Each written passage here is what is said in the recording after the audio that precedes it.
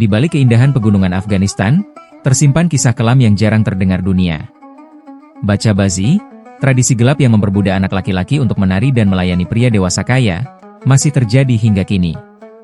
Mereka dijadikan hiburan malam, dipaksa mengenakan pakaian perempuan, dan kehilangan masa kecil mereka. Cerita ini membuka tabir realitas pahit yang dialami anak-anak tak bersuara dalam budaya patriarkal yang membungkam. Inilah kisah nyata yang penuh luka, harapan, dan perjuangan.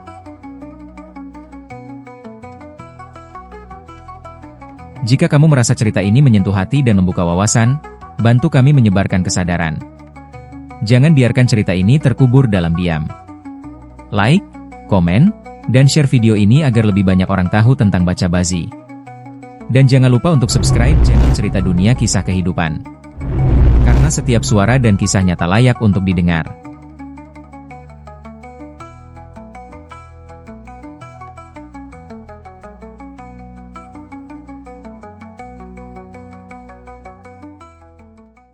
Awal dari sebuah panggung yang sunyi.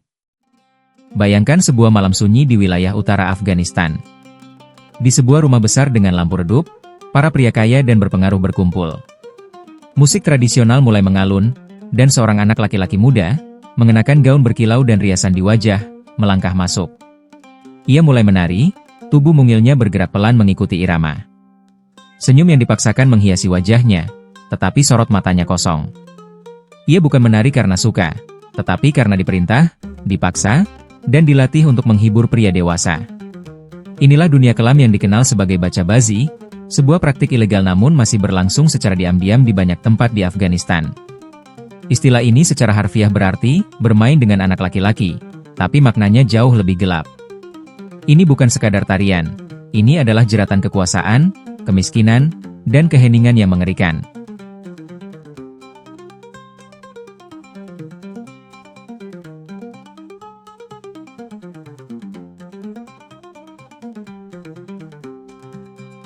Ketika masa kecil dirampas, suara dari korban. Sebagian besar anak-anak yang dijadikan baca beres, atau anak lelaki tak berjanggut, berasal dari keluarga miskin. Orang tua mereka mungkin tak tahu menahu, atau bahkan merasa ini adalah jalan keluar dari kemiskinan. Para pria kaya, seringkali komandan militer, pengusaha, atau pemilik kekuasaan lokal, menjanjikan kehidupan yang lebih baik. Tapi begitu anak-anak ini masuk ke dalam keluarga sang majikan, mereka kehilangan kendali atas hidup mereka. Mereka dipaksa belajar menari, dipakaikan pakaian perempuan, dan dibawa ke pesta-pesta malam untuk menghibur tamu. Dalam dokumenter The Dancing Bass of Afghanistan yang tayang di Frontline PBS, beberapa korban yang kini dewasa mengungkapkan trauma mereka. Saya tak tahu ini salah. Saya hanya tahu saya tak bisa keluar. Mereka tak hanya dipaksa menari, mereka juga jadi korban kekerasan seksual. Banyak yang mengalami depresi, gangguan kejiwaan, atau berakhir menjadi pelaku kekerasan saat dewasa. Mereka kehilangan masa kanak-kanak, harga diri, dan bahkan identitas.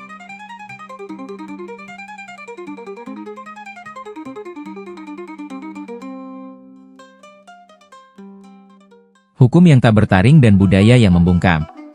Secara hukum, Baca Bazi dilarang di Afghanistan. Namun praktik ini justru berkembang di tengah sistem yang lemah. Polisi dan aparat seringkali tutup mata karena pelakunya adalah tokoh berpengaruh. Bahkan, dalam beberapa kasus, aparat keamanan justru ikut terlibat.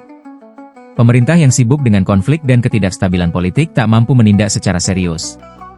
Ada rasa takut, ada rasa tabu untuk membicarakan ini secara terbuka. Para korban yang mencoba kabur atau melapor seringkali tidak mendapatkan perlindungan. Sebaliknya, mereka diintimidasi, bahkan bisa dipenjara karena tuduhan palsu. Selain itu, budaya patriarki yang ekstrim dan kurangnya pendidikan membuat masyarakat diam, seolah-olah praktik ini adalah bagian dari tradisi. Padahal, tidak ada budaya yang membenarkan eksploitasi seksual terhadap anak.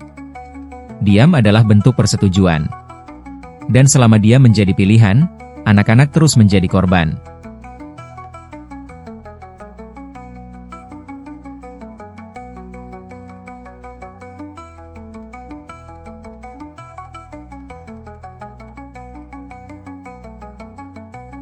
Mereka yang melawan dan harapan yang masih menyala. Meski dunia Baca Bazi begitu kelam, masih ada cahaya kecil yang menyala. Beberapa aktivis lokal dan internasional berani mengangkat suara. Mereka membuka pusat rehabilitasi, menyebarkan kampanye pendidikan, dan membuat dokumenter agar dunia tahu kenyataan ini. Ada kisah seorang pemuda korban baca bazi yang kini menjadi aktivis perlindungan anak. Ia mendirikan tempat aman untuk anak-anak yang berhasil melarikan diri dari pelaku. "Saya tidak ingin anak-anak ini tumbuh dalam bayang-bayang yang sama seperti saya," katanya dengan suara lirih. Kisah lain datang dari seorang jurnalis perempuan Afghanistan yang mempertaruhkan nyawanya untuk mendokumentasikan praktik ini, demi membuka mata dunia. Dukungan dari organisasi seperti Human Rights Watch, Save the Children, dan LSM lokal pun menjadi jembatan harapan. Setiap suara, setiap langkah kecil, adalah bentuk perlawanan terhadap sistem yang rusak. Karena perubahan dimulai dari keberanian untuk tidak diam.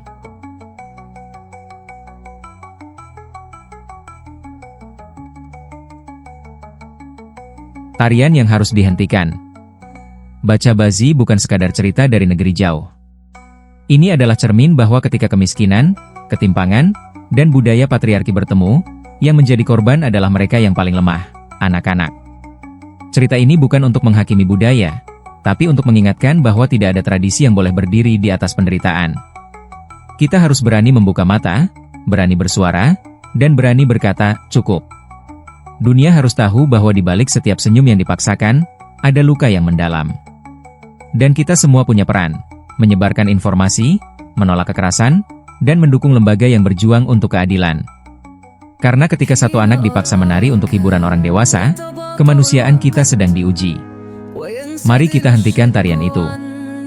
Mari kita pilih berdiri bersama korban, bukan pelaku.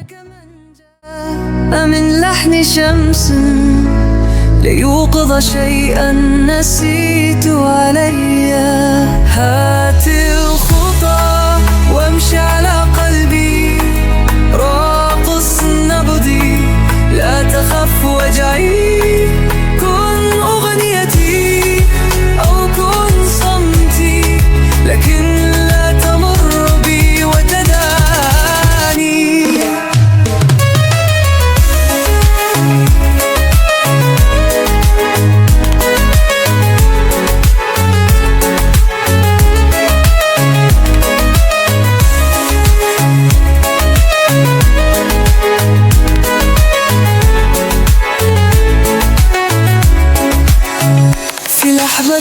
لم تكن في الحساب التقينا كأننا قبيلا العائف من بين أتيت إلي لكنك تسكنني منذ زمان هات الخطى وامشي على قلبي راقص نمضي لا تخف وجعي